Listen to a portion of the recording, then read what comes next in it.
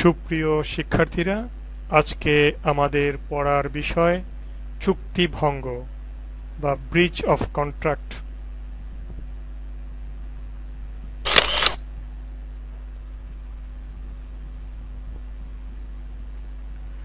চুক্তিভঙ্গ।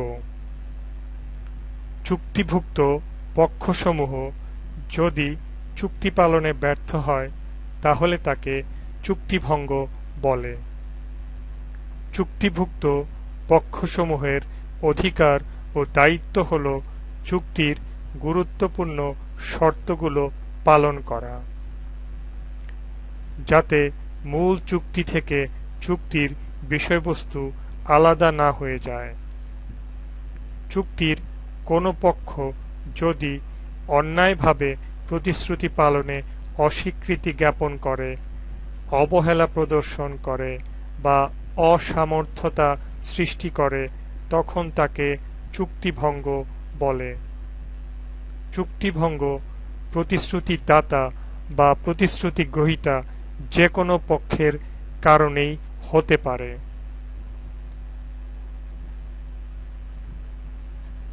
১. প্রতিশ্রুতি দাতা কর্তৃক চুক্তিভঙ্গ।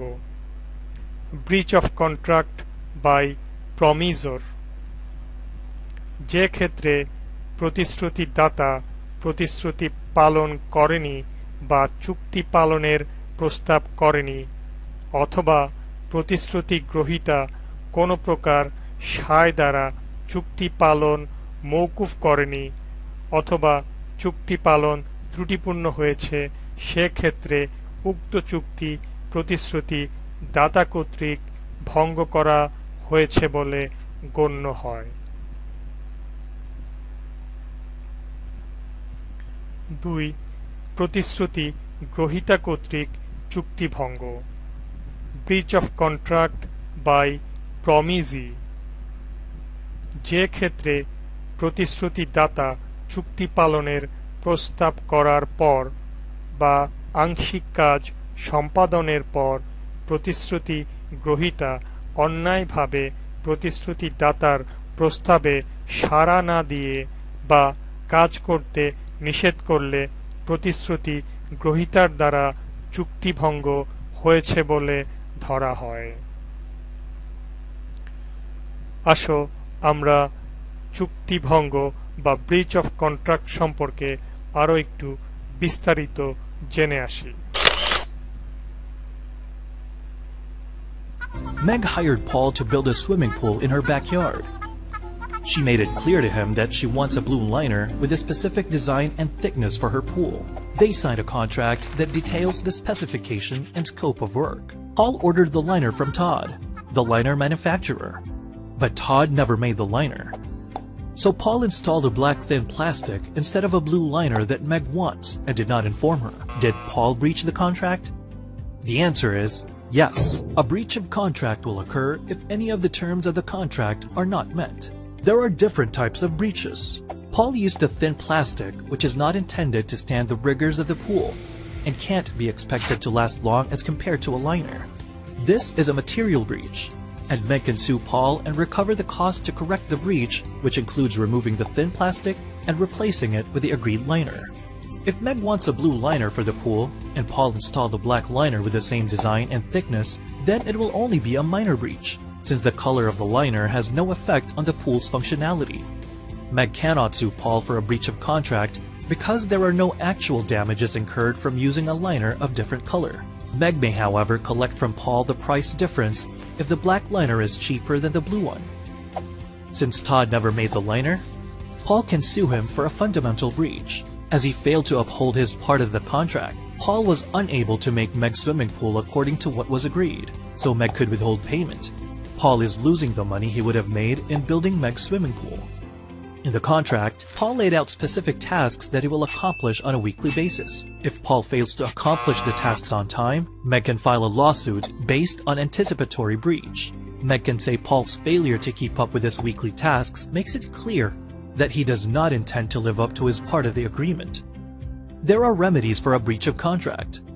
Meg can be awarded monetary damages to compensate for any financial loss that she endured due to Paul's breach. The court can also order restitution, which is designed to put the non-breaching party, in this case Meg, in a position as if the contract never took place. The court may also order specific performance, which can force Paul to finish the swimming pool as what was agreed in the contract. However, this will only occur if it is not possible to remedy the situation with typical monetary compensation. A verbal agreement can still be legally enforceable, but it is best to put them in writing, so there will be proof in court if a legal remedy is necessary. Contracts involving sale or land transfer and obligations on debt payments must be in writing to be enforceable. In the event of a breach, you should take the following steps. First, read the contract and check if there are instructions as to what you should do if a breach occurs. Second, let the breaching party know that a breach has occurred so they can verify. Third, discuss the situation with the breaching party if a settlement is possible. If you need to bring the matter to court, contact a lawyer right away. Remember, each state has different steps and deadlines for a breach of contract claim, so it is important to check with a knowledgeable business attorney in your state to know what to do in your situation.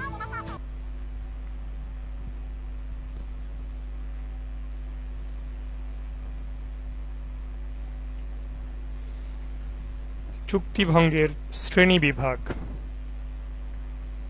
চুক্তিভুক্ত পক্ষসমূহ যদি চুক্তি পালনে ব্যর্থ হয় তাহলে তাকে চুক্তিভঙ্গ বলে। চুক্তিভুক্ত পক্ষসমূহের অধিকার ও দায়িত্ব হল চুক্তির গুরুত্বপূর্ণ শর্তগুলো পালন করা। চুক্তিভঙ্গ সাধারণত দুই প্রকারের হয়ে থাকে। এক, প্রকৃত চুক্তি ভঙ্গ, অ্যাকচুয়াল ব্রিচ অফ কন্ট্রাক্ট।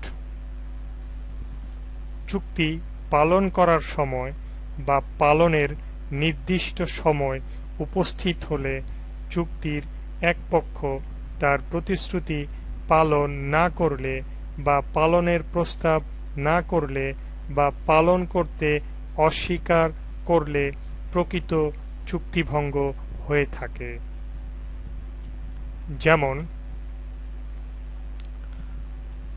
ক যদি ১ জুলাই তারিখে খকে ৫০ বস্তা চাল সরবরাহ করার চুক্তি সম্পাদন করে এবং নির্দিষ্ট তারিখে ক তা সরবরাহ করতে ব্যর্থ হয়, তাহলে এক্ষেত্রে ক কর্তৃক চুক্তিভঙ্গ করা হয়েছে। এইরূপ চুক্তিভঙ্গ প্রকৃত চুক্তিভঙ্গের আওতাভুক্ত। বা ক যদি ১ জানুয়ারি তারিখে খকে 10টি মডেম সরবরাহ করার জন্য চুক্তি সম্পাদন করে, কিন্তু নির্দিষ্ট তারিখে ক পণ্য সরবরাহ করতে গেলে খ কোনো কারণ ছাড়াই তা গ্রহণ করতে অস্বীকার করে, এক্ষেত্রে খ কর্তৃক চুক্তিভঙ্গ করা হলো। চুক্তি আইনের ৬৭ ধারা অনুযায়ী যদি কোনো প্রতিশ্রুতি গ্রহীতা প্রতিশ্রুতি দাতাকে তার প্রতিশ্রুতি পালনের জন্য যুক্তিসঙ্গত সুযোগ দান করতে অবহেলা বা অস্বীকার করে, তাহলে ওই অবহেলা বা অস্বীকারের জন্য প্রতিশ্রুতি পালন সম্ভব না হলে প্রতিশ্রুতি দাতা দায়ী থাকে না।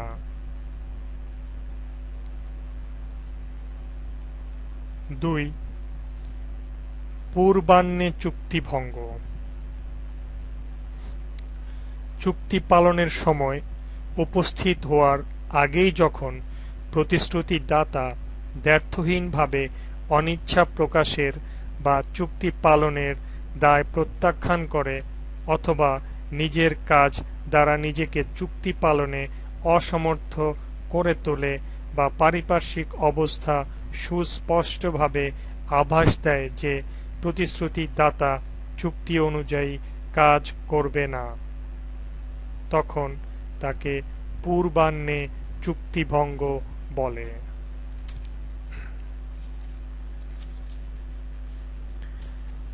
যেমন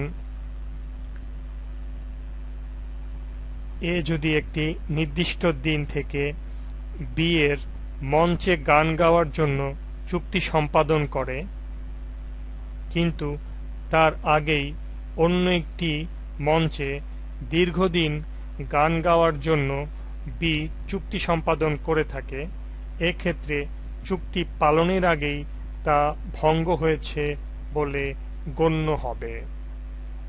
মানে বি একদিনের গান গাওয়ার জন্য যে চুক্তি করেছে তার পূর্বেই সে আরেকটা চুক্তি করে রেখেছিল আরো দীর্ঘমেয়াদী গান গাওয়ার জন্য ওই দিনকে অন্তর্ভুক্ত করে, সুতরাং এক্ষেত্রে চুক্তিটি পালনের পূর্বেই ভঙ্গ হয়েছে বলে গণ্য হবে। পূর্বাহ্নে চুক্তি ভঙ্গ হলেই চুক্তির পরিসমাপ্তি ঘটবে না। ক্ষতিগ্রস্ত পক্ষ পূর্বাহ্নে চুক্তি ভঙ্গকে প্রকৃত চুক্তিভঙ্গের সমতুল্য বলে গণ্য করলে তাহলেই চুক্তির পরিসমাপ্তি ঘটবে। এ সকল ক্ষেত্রে প্রয়োজন হলে চুক্তি সম্পাদনের নির্ধারিত সময়ের পূর্বেই সে চুক্তিভঙ্গের জন্য মামলা করতে পারে।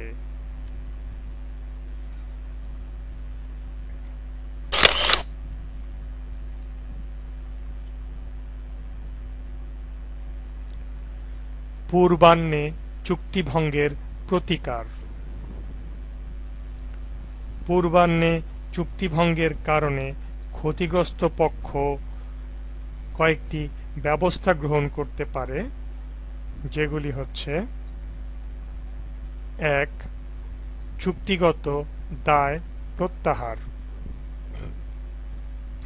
যে ক্ষেত্রে চুক্তির এক পক্ষ কর্তৃক পূর্বেই চুক্তিভঙ্গ করা হয়েছে সেক্ষেত্রে চুক্তিভুক্ত অপর পক্ষকে আর চুক্তিগত দায় দায়িত্ব পালন করতে হয় না। যেমন ক ৩রা জানুয়ারি তারিখে খ কে গম সরবরাহের চুক্তি সম্পাদন করল, কিন্তু ২রা ডিসেম্বর তারিখে খ কে ক জানালো যে তার পক্ষে গম সরবরাহ করা সম্ভব নয়। এক্ষেত্রে চুক্তির পরিসমাপ্তি ঘটেছে এবং খ কে আর চুক্তিগত দায় দায়িত্ব পালন করতে হবে না।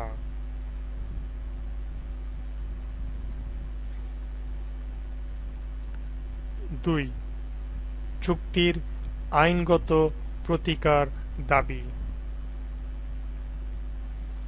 পূর্বাহ্নেই চুক্তিভঙ্গের অভিযোগে ক্ষতিগ্রস্ত পক্ষ আইনগত প্রতিকারের ব্যবস্থা গ্রহণ করতে পারে।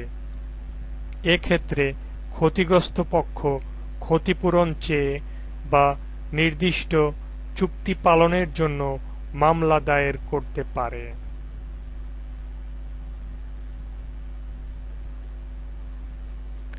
3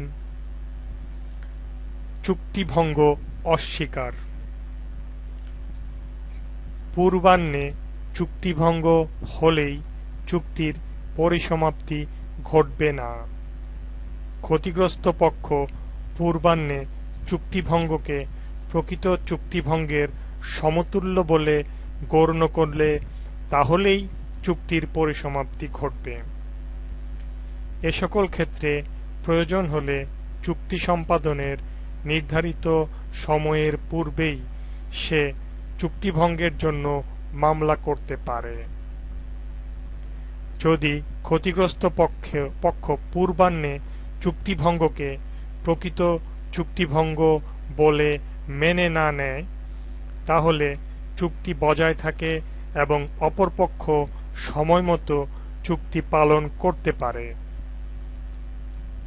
যদি চুক্তি পালনের নির্দিষ্ট সময়ের পূর্বে চুক্তি উত্তর অসম্ভবতার জন্য চুক্তি পালন করা সম্ভব না হয়, তাহলে ক্ষতিগ্রস্ত পক্ষ ক্ষতিপূরণ পাওয়ার অধিকার হারাবে।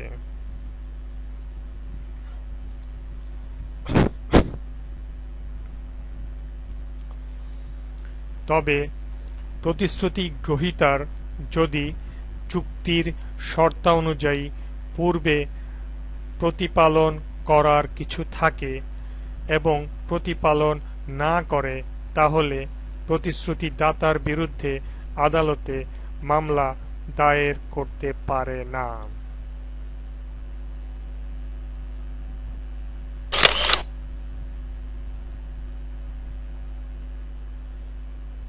চুক্তিভঙ্গের প্রতিকার।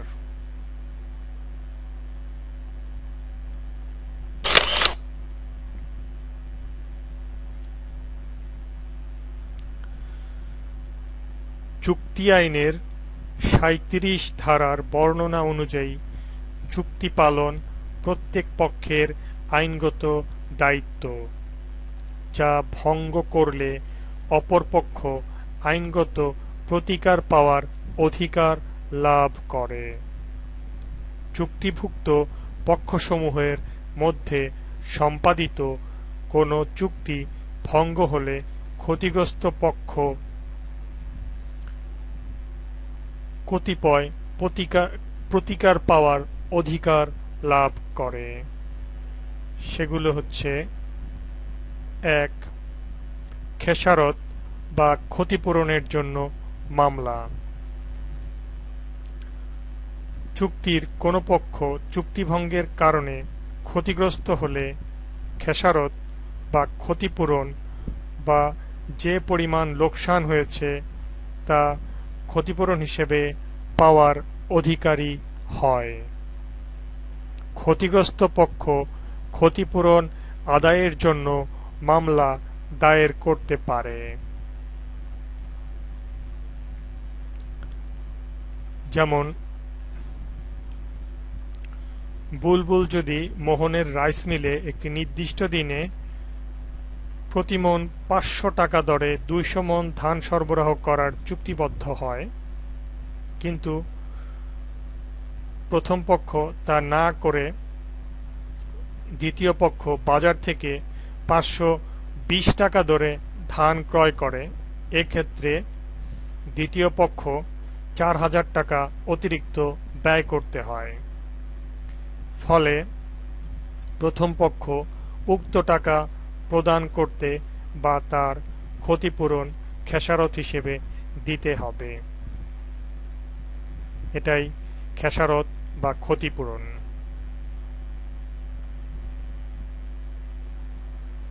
২. কার্যানুপাতিক মূল্য প্রদানের মামলা। আংশিক চুক্তি পালিত হবার পর চুক্তি ভঙ্গ হলে ক্ষতিগ্রস্ত পক্ষ চুক্তি ভঙ্গ হওয়ার পূর্বে তা সম্পাদিত কাজের অনুপাতে মূল্য আদায়ের জন্য মামলা দায়ের করতে পারে। এক্ষেত্রে ক্ষতিগ্রস্ত পক্ষ চুক্তির যতটুকু পালিত হয়েছে তার উপযুক্ত মূল্য পাওয়ার অধিকারী। বাংলাদেশে বলবৎ চুক্তি আইনের ৭০ ধারায় এই নীতি স্বীকার্য।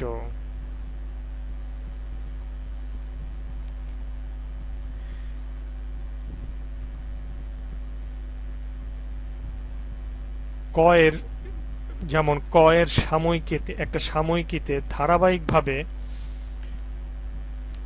প্রকাশিত হবে এই শর্তে খ একটি বই লিখে। সাময়িকীটির কয়েকটি সংখ্যা প্রকাশিত হওয়ার পর তা বন্ধ হয়ে যায়। বিচারে ধার্য হয় সাময়িকীটির যে সকল সংখ্যায় বইটি প্রকাশিত হয়েছে তার জন্য কার্য আনুপাতিক মূল্য পাবে ক। আরেকটি উদাহরণ দেওয়া যায়, পরিচালক মণ্ডলী লিখিত চুক্তির ভিত্তিতে ক একটি কোম্পানির ব্যবস্থাপনা পরিচালক হিসেবে যোগদান করে এবং কিছুদিন কাজ করে, কিন্তু পরিচালক মণ্ডলী ব্যবস্থাপনা পরিচালক নিয়োগের অধিকার ছিল না বলে নিয়োগটি বাতিল হয়। বিচারে ধার্য হয় যেহেতু ক ব্যবস্থাপনা পরিচালক কর্তৃক নিয়োগপ্রাপ্ত হয়েছে এবং যতদিন সে দায়িত্ব পালন করেছে ততদিনের পারিশ্রমিক আনুপাতিক হারে সে পাওয়ার অধিকারী হয়।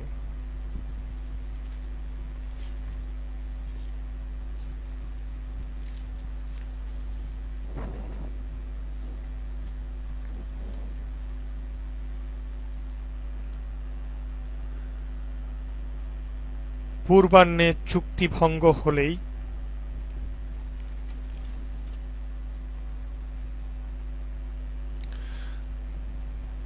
তিন নির্দিষ্ট কার্য পালন।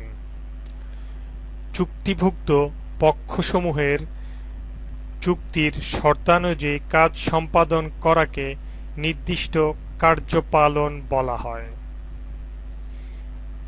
বিশেষ কয়েকটি ক্ষেত্রে চুক্তিটি নির্দিষ্টরূপে পালনের জন্য ক্ষতিগ্রস্ত পক্ষ চুক্তি ভঙ্গকারীর বিরুদ্ধে মামলা দায়ের করতে পারে।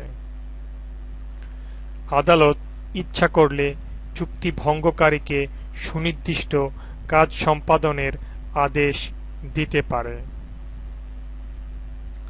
সাধারণত বেশ কয়েকটি অবস্থা বিবেচনা করে আদালত এরূপ আদেশ দিয়ে থাকে।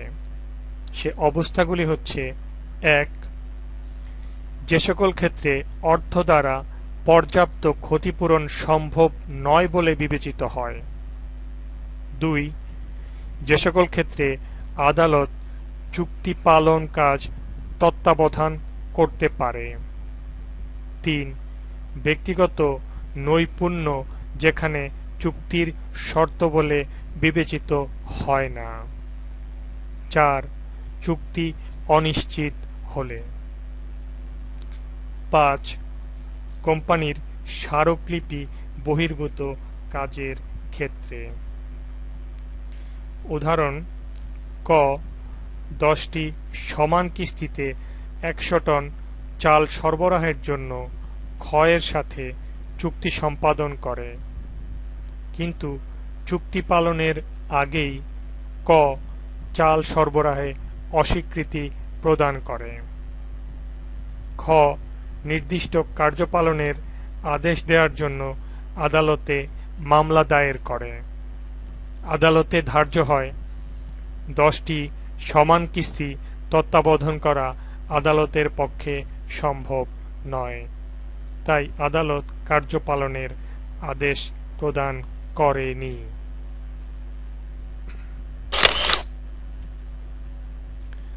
৪. নিষেধাজ্ঞা বা ইনজাংশন। চুক্তিভঙ্গের ক্ষেত্রে ক্ষতিগ্রস্ত পক্ষের আবেদনক্রমে যে কাজের দ্বারা চুক্তিভঙ্গ হচ্ছে তা থেকে বিরত থাকার জন্য চুক্তি সংশ্লিষ্ট অপর পক্ষকে আদালত আদেশ দিতে পারে। আদালতের এই আদেশকে নিষেধাজ্ঞা বা ইনজাংশন বলে। যে সকল ক্ষেত্রে আর্থিক ক্ষতিপূরণ চুক্তিভঙ্গের প্রতিকার হিসেবে যথেষ্ট নয় বলে আদালত মনে করে, সে সকল ক্ষেত্রে নিষেধাজ্ঞা জারি করা হতে পারে, যদিও বিষয়টি সম্পূর্ণরূপে আদালতের বিবেচনাধীন। যেমন, নির্দিষ্ট সিমেন্ট প্রস্তুতকারীর কাছ থেকেই সিমেন্ট ক্রয় করা হবে এই শর্তে একটি চুক্তি সম্পাদিত হয়, কিন্তু ক্রেতা সিমেন্ট ক্রয় করতে অস্বীকৃতি জানালে আদালত ক্রেতাকে অন্য কোনো স্থান থেকে সিমেন্ট ক্রয় থেকে বিরত থাকার আদেশ প্রদান করে।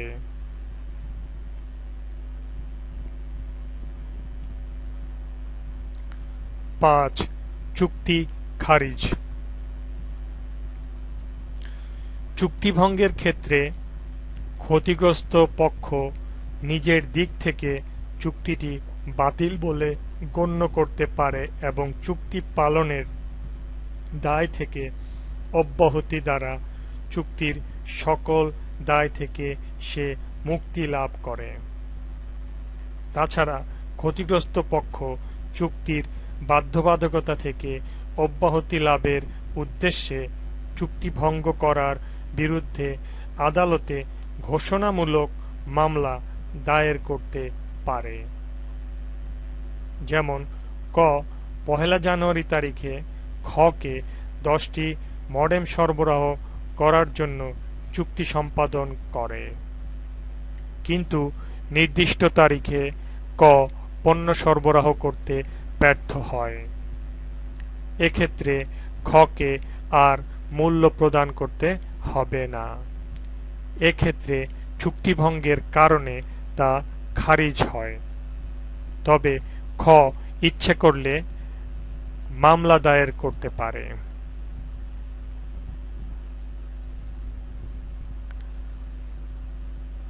এই ছিল চুক্তি ভঙ্গ সম্পর্কিত সাধারণ নিয়মগুলি। আজকে এই পর্যন্তই। আমার প্রিয় শিক্ষার্থীরা, তোমরা সবাই সুস্থ থাকো, ভালো থাকো, স্বাস্থ্যবিধি মেনে চলো। এই পর্যন্ত আমার সাথে থাকার জন্য তোমাদের সকলকে অশেষ অশেষ ধন্যবাদ।